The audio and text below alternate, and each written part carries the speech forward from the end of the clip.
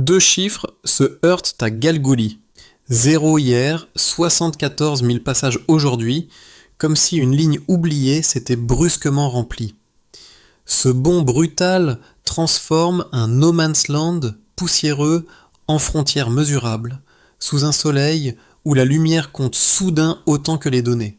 Mais que signifie vraiment un tel basculement pour ceux qui vivent là, surtout quand Ibrahim Traoré affirme que tout commence aux marges. Dans ce rectangle de béton, une routine minuscule semble vouloir réécrire l'échelle d'un pays. Galgouli avance une promesse qui dépasse la simple installation d'un poste frontalier, transformer une marge incertaine en service public lisible. Son bénéfice immédiat tient en une idée brève. Une présence régulière stabilise le quotidien. Cette proposition paraît modeste, mais elle redéfinit les attentes dans une zone où l'État n'existait souvent qu'à travers des voies lointaines et des procédures éparpillées. Ici, chaque contrôle, chaque relevé, chaque routine administrative devient une pièce ajoutée à un édifice fragile, celui d'une souveraineté que l'on voit fonctionner plutôt que d'en entendre parler. Mais cette promesse reste suspendue à un équilibre ténu, car rien n'est garanti quand les infrastructures naissent dans un espace longtemps laissé à lui-même. Si le poste faiblit, la méfiance pourrait revenir plus vite que la lumière ne s'allume, effaçant d'un geste les premiers signes de normalité. Et si au contraire la continuité se maintient, alors Galgouli risque de devenir un précédent, un lieu minuscule capable de forcer un pays à revoir ses marges. On peut se demander, qu'advient-il lorsqu'une routine fragile devient le cœur d'une stratégie nationale ? La bascule apparaît dès l'ouverture du poste.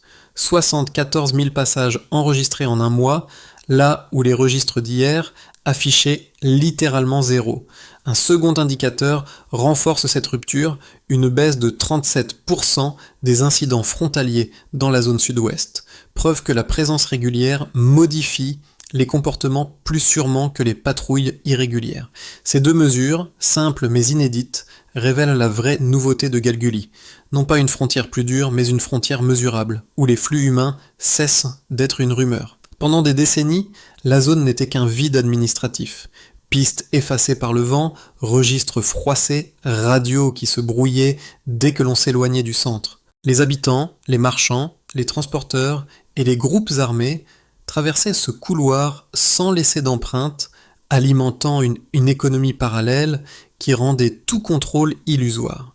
L'État, lorsqu'il apparaissait, le faisait par à-coups, trop faible pour briser la spirale qui liait peur, incertitude et absence de service. Chaque manque renforçait le suivant.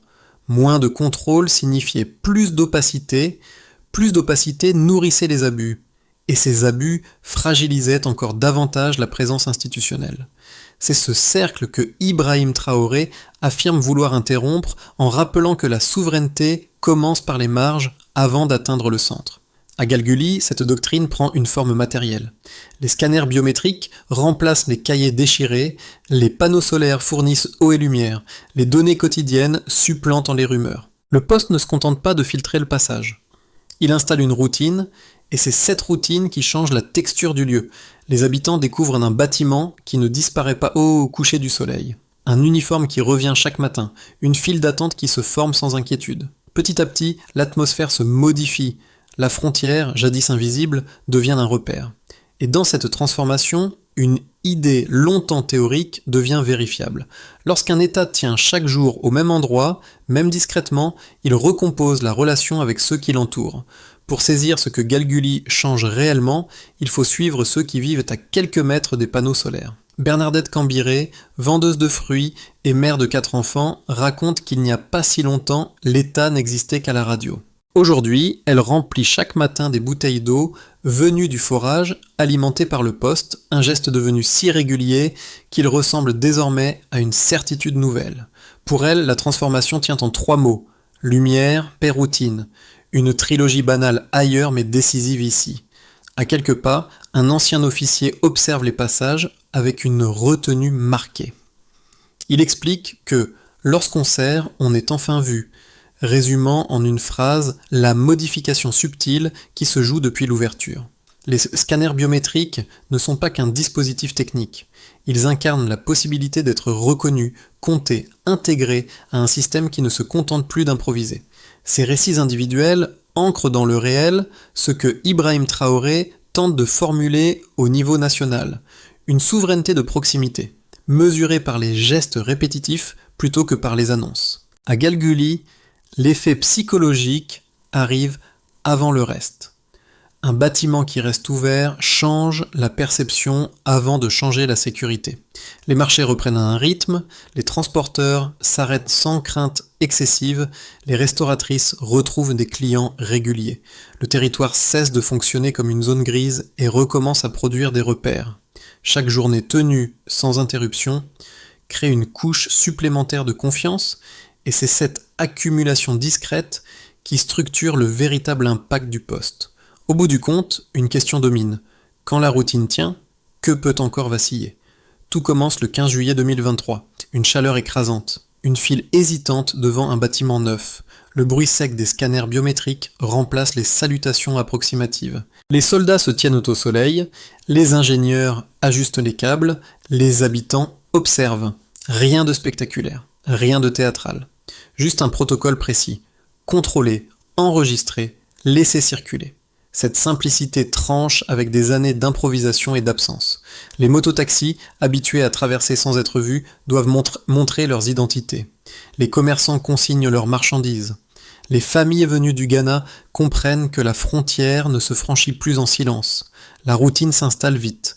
Chaque passage laisse une trace, chaque trace nourrit un registre, chaque registre devient un début d'ordre, le poste respire, la zone change d'atmosphère. Quelques semaines plus tard, tout bascule. Les applaudissements laissent place aux rumeurs. Des voix anonymes surgissent, postes contrôlés par l'étranger. D'autres affirment que les panneaux solaires servent à espionner. Les doutes se propagent comme une traînée de poussière. Dans le nord, des groupes armés décident de tester la frontière. Ils ne cherchent pas à détruire. Ils cherchent à démontrer. Montrer que l'État reste vulnérable dès qu'il s'éloigne du centre. Les patrouilles hésitent. Les habitants retiennent leur souffle. Le poste demeure illuminé chaque nuit, mais l'inquiétude se glisse partout. À Ouagadougou, l'alerte remonte. Ibrahim Traoré convoque un conseil de sécurité. L'enjeu dépasse un simple bâtiment. C'est une doctrine qu'il faut défendre, celle qui prétend reconstruire les marges avant de consolider le cœur. Les instructions tombent vite. Renforcer les patrouilles, coordonner avec le Ghana. Clarifier le message. La frontière n'est pas négociable. Pour la première fois depuis des années, une action militaire suit une infrastructure civile, et non l'inverse. Ce renversement est discret, mais il change les repères, le poste devient un test, les marges deviennent un front politique, la riposte attendue ne vient pas, les groupes armés observent, ils constatent que la lumière reste allumée, que les patrouilles reviennent chaque nuit, que rien ne cède. Ils reculent, l'air se détend, les marchés voisins rouvrent, les enfants recommencent à jouer près des panneaux solaires, les restauratrices installent de nouveau leurs marmites, la routine regagne du terrain, lentement mais sûrement. Cette routine est fragile, elle dépend de gestes répétés, elle dépend de la présence, elle dépend d'un poste qui fonctionne, mais elle existe, et c'est cela qui change la donne. Les habitants identifient l'État non comme une rumeur, mais comme une continuité. Les transporteurs trouvent un point d'ancrage stable. Les agents administratifs fixent des horaires réguliers. Les conversations tournent moins autour des menaces et davantage autour du mouvement, des marchandises, des passages. La frontière, jadis invisible, devient un repère tangible. Le no man's land se transforme en routine organisée. Et dans cette routine, une question neuve apparaît. Que devient une marge lorsqu'elle cesse d'être un vide ? La transition de Galguli s'explique d'abord par un écart simple. Passer du néant chiffré à une mesure continue, un glissement qui rend visible ce qui échappait totalement au registre. Ce basculement pose le cadre. Un lieu longtemps opaque devient soudain lisible, et cette lisibilité réorganise les comportements avant même qu'elle ne renforce la sécurité. Premier indicateur, plus de 74 000 passages enregistrés en un mois. Ce volume inédit révèle une activité déjà existante, mais jusque-là impossible à comptabiliser. En d'autres termes, la donnée transforme un flux invisible en circulation institutionnellement reconnue et suivie. Grâce à cette masse d'entrées et de sorties, les agents disposent enfin d'une base régulière pour comprendre qui passe, à quel rythme et selon quelles heures critiques. La frontière cesse d'être un simple couloir. Elle devient un tableau en mouvement. Chaque identifiant enregistré alimente une courbe qui permet d'ajuster patrouille, horaire, procédure. Pour un territoire saturé d'imprévus, cette prévisibilité naissante vaut presque autant qu'un dispositif supplémentaire. Deuxième indicateur, une baisse de 37% des incidents frontaliers dans la zone sud-ouest. Cette réduction n'est pas le résultat d'une militarisation accrue, mais d'une présence ordonnée. En d'autres termes, une routine claire réduit les opportunités d'abus plus sûrement qu'une patrouille isolée. Le simple fait de savoir qu'un agent observe, enregistre, vérifie, limite les comportements opaques qui prospéraient dans le vide administratif. Les transporteurs circulent avec moins d'appréhension, les commerçants ajustent leurs horaires et les familles venant du Ghana traversent sans craindre l'improvisation. La lisibilité remplace la rumeur. Le territoire retrouve un minimum de stabilité psychologique. Troisième indicateur, plus de 200 emplois directs et indirects créés autour du poste. Ce nombre, modeste à l'échelle d'une capitale, est immense pour une localité marginalisée. En d'autres termes, chaque poste de travail ancre l'infrastructure dans la vie économique quotidienne et quotidienne locale. Réparateurs de câbles, restauratrices, chauffeurs, petites boutiques, l'effet multiplicateur dépasse les murs du poste et attire des activités périphériques. L'économie informelle cesse d'être l'unique horizon et fait place à des revenus prévisibles, même modestes. Cette traction économique contribue autant que la surveillance à stabiliser la zone. Ces trois mesures forment un faisceau cohérent. Le nombre de passages montre le retour d'une existence administrative. La baisse des incidents indique une modification des comportements. Les emplois matérialisent l'impact local. Et l'ensemble donne corps à une idée simple, souvent répétée par Ibrahim Traoré. La sécurité est aussi une construction sociale, nourrie par la régularité et la visibilité. Pourtant, ces données ne suffisent pas à raconter l'ensemble du changement. Il faut les replacer dans un lieu qui, pendant des années, n'en produisait aucune. Ici, chaque chiffre représente une rupture avec la logique du vide. Le poste de Galguli montre que mesurer, c'est déjà reconstruire. Et reconstruire, c'est réapprendre à tenir, jour après jour, sans s'effacer. Deux interprétations de Galguli coexistent, et chacune possède une cohérence qu'il faut d'abord reconnaître avant de tenter de les départager. La première, défendue par les partisans du poste, affirme que l'expérience constitue une avancée rare dans une région où la présence étatique se mesure souvent en irrégularité plutôt qu'en continuité. Pour eux, les 64 000 passages enregistrés, la baisse de 37% des incidents et les emplois créés ne prouvent pas simplement que la frontière fonctionne. Ils montrent qu'une souveraineté opérée depuis le terrain peut inverser une trajectoire de vide administratif.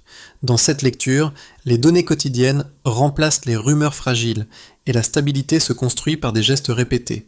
Galguli devient alors un symbole, celui d'un pays capable de tenir ses marges sans attendre une impulsion extérieure.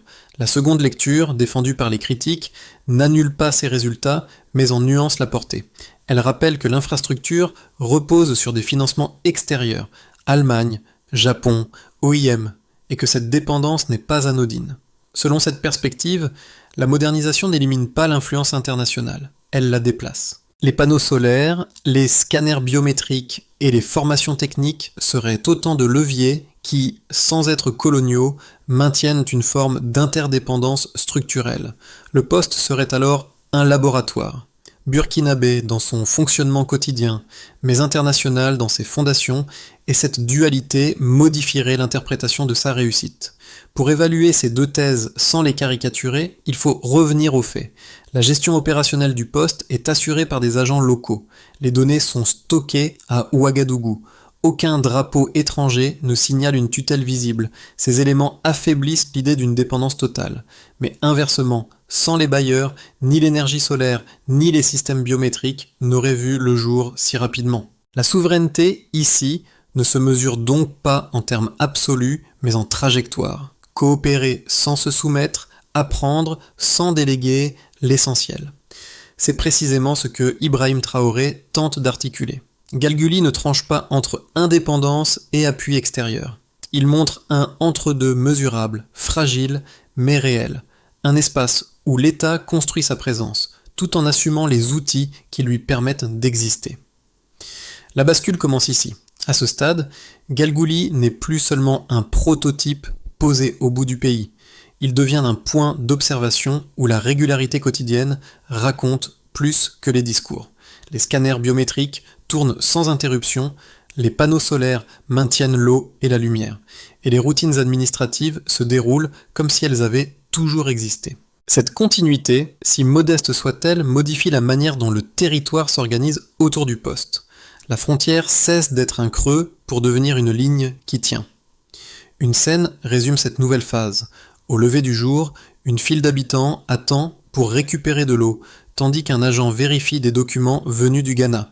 Rien d'extraordinaire en soi, mais ces gestes tissent une normalité qu'aucune patrouille ponctuelle ne pouvait instaurer. La souveraineté se lie dans la répétition, pas dans l'exception. Pour les observateurs extérieurs, cette stabilité émergente renforce la doctrine défendue par Ibrahim Traoré. Reconstruire les marges avant de sauver le centre. Si un seul poste tient ainsi, alors le modèle peut se répliquer sans s'effondrer. Et cette perspective devient le véritable midpoint du récit. La stabilité n'est pas encore acquise, mais elle cesse d'être un mirage. Les effets de Galgouli ne se mesurent pas seulement dans ces chiffres. Ils se lisent dans la manière dont 4 groupes distincts ont vu leur quotidien se transformer. Chacun reçoit une part du bénéfice, une part du choc, une part de l'incertitude. La frontière fonctionne désormais comme un prisme qui redistribue les routines, les attentes et les fragilités. Pour ceux qui vivent ici, à Galgouli, les changements s'y sont immédiats et palpables. L'eau coule plus régulièrement grâce au forage alimenté par les panneaux solaires. Les marchés, auparavant sporadiques, reviennent chaque semaine avec une prévisibilité qui rassure les commerçants. Les enfants jouent près des câbles sans redouter les allées et venues désordonnées d'autrefois. Les uniformes, autrefois perçus comme une menace ou un aléa, deviennent des repères familiers. La confiance qui s'installe ne prétend pas effacer les dangers, mais elle atténue l'impression d'abandon. Ici, la présence compte autant que la protection. Chaque journée où le poste reste ouvert ancre l'idée que l'État ne disparaît plus au coucher du soleil. Les habitants décrivent un sentiment de sécurité qui ne demande plus d'efforts, signe d'un retour progressif à la normalité. Pour ceux qui servent l'État, les forces de sécurité et les agences administratives découvrent un terrain d'apprentissage concret. Les scanners biométriques exigent des compétences techniques, les patrouilles doivent s'ajuster aux données quotidiennes, les procédures remplacent l'improvisation. Cette prise en main locale donne corps à la doctrine défendue par Ibrahim Traoré. Une souveraineté qui s'exerce à hauteur d'homme par des routines visibles et non par des injonctions lointaines. Les agents affirment servir et être vus, formule simple mais révélatrice. La reconnaissance mutuelle entre l'institution et ceux qu'elle protège commence enfin à exister. Ce lien, fragile mais réel, pourrait stabiliser durablement la relation entre l'État et ses marges. Pour les régions voisines, le Ghana perçoit dans le poste un outil de régulation bienvenu. Les trafics diminuent, les contrôles deviennent prévisibles, la coordination gagne en clarté. En Côte d'Ivoire, certains commerçants craignent un ralentissement, mais reconnaissent que l'ordre nouveau réduit les risques d'abus. Au Mali et au Niger, les régimes voisins observent Galgouli comme un laboratoire de souveraineté assumée. La frontière devient un point de référence géopolitique. Modeste dans sa taille, mais significative dans sa logique. Elle montre qu'un pays du Sahel peut moderniser un segment entier de marge sans attendre un dispositif massif. Pour l'économie locale, autour du poste, un micro-écosystème a émergé. Réparateurs de câbles, transporteurs, restauratrices, petits marchands, les plus de 200 emplois créés ancrent l'infrastructure dans la vie locale. Les flux deviennent réguliers, les revenus moins aléatoires. La stabilité matérielle attire de nouvelles activités, même légères, formant un tissu économique qui n'existait plus. Cette dynamique fragile dépend de la continuité, mais elle démontre qu'une infrastructure tenue chaque jour peut réorganiser tout un territoire. À ce stade, Galgouli est moins un résultat qu'un point d'inflexion. Les prochaines saisons décideront si la frontière devient un modèle, un accident favorable ou un rappel brutal des fragilités du Sahel. 3 trajectoires, toutes plausibles, se dessinent à partir de la dynamique actuelle. Voici une perspective. La continuité consolidée, base. Dans la trajectoire la plus probable, le poste poursuit son fonctionnement sans rupture. Les patrouilles mixtes entre le Burkina Faso et le Ghana stabilisent leurs itinéraires. Les données biométriques remontent chaque semaine vers Ouagadougou et les infrastructures solaires passent le cap de la saison sèche sans panne majeure.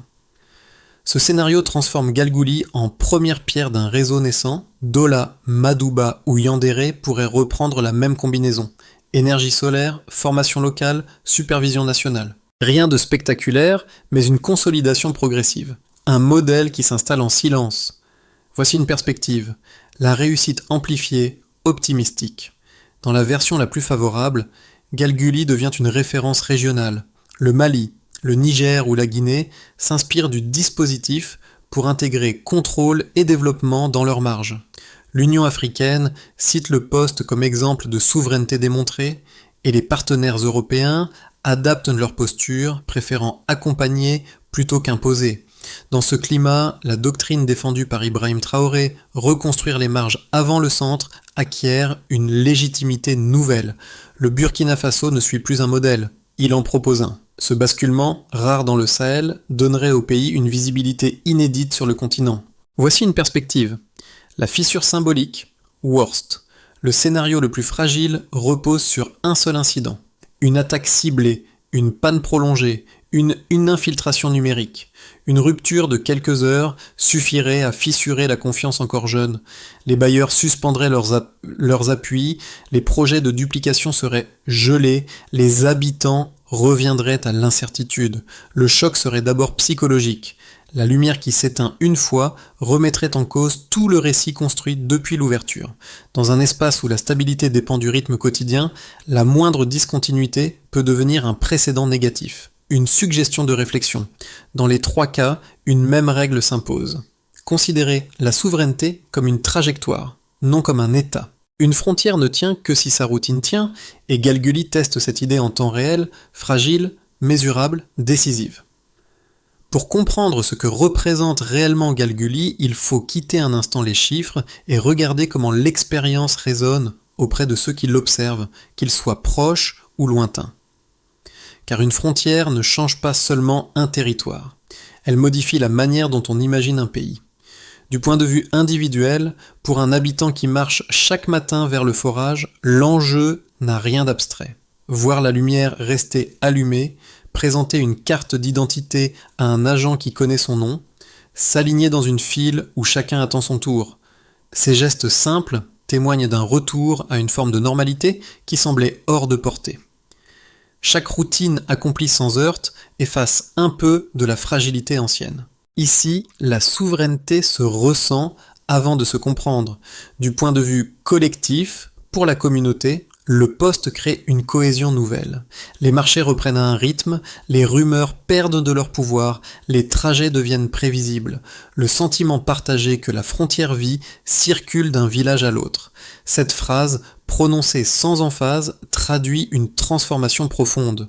L'idée qu'un lieu longtemps abandonné peut redevenir un centre de repère. La stabilité devient un bien commun. Du point de vue extérieur, pour les observateurs d'autres pays africains ou pour les partenaires internationaux, Galgouli incarne une question plus vaste. Un État du Sahel peut-il se reconstruire à partir de ses marges ? La réponse n'est ni un slogan, ni un modèle prêt à l'emploi, mais un processus visible. Ce poste frontalier montre qu'une infrastructure minuscule peut produire un effet disproportionné si elle tient chaque jour, sans exception. En filigrane, une réflexion demeure. Parfois, une souveraineté commence avec un simple bureau qui refuse de s'éteindre. Pour que Galgouli passe du statut de prototype à celui de politique durable, il faut une mécanique claire. Pas des slogans, mais une série d'actions mesurables qui répondent aux fragilités du lieu. La doctrine défendue par Ibrahim Traoré, tenir chaque jour sans s'effacer, sert ici de fil conducteur. D'abord, il faut consolider l'effort. Les équipes locales doivent assurer le fonctionnement continu du poste.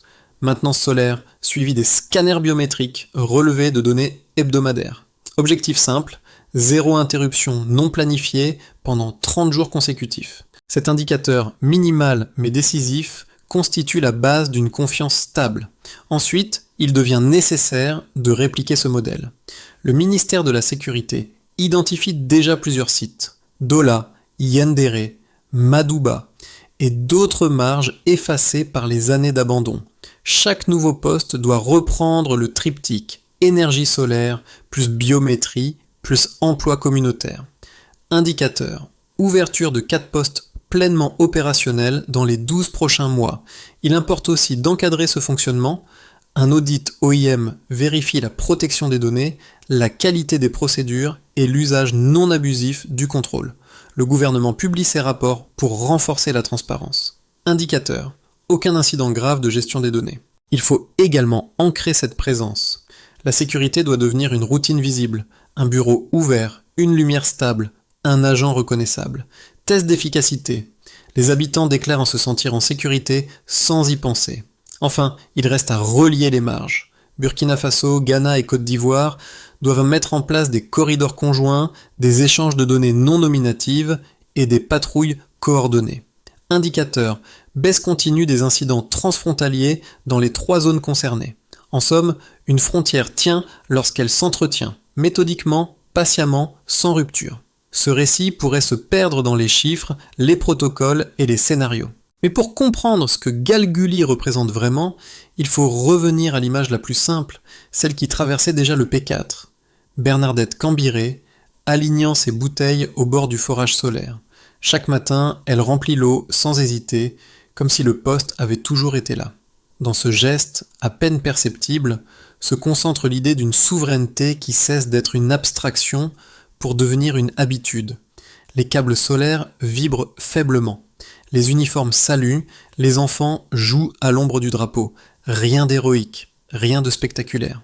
Pourtant, cette routine devient une preuve, celle que la présence publique prend sens lorsqu'elle se répète. Galguli n'efface pas les fragilités du Sahel, mais il fabrique un espace où la continuité existe enfin. C'est aussi là que la doctrine d'Ibrahim Traoré trouve sa texture la plus concrète. Tenir les marges chaque jour jusqu'à ce qu'elles cessent d'être des marges.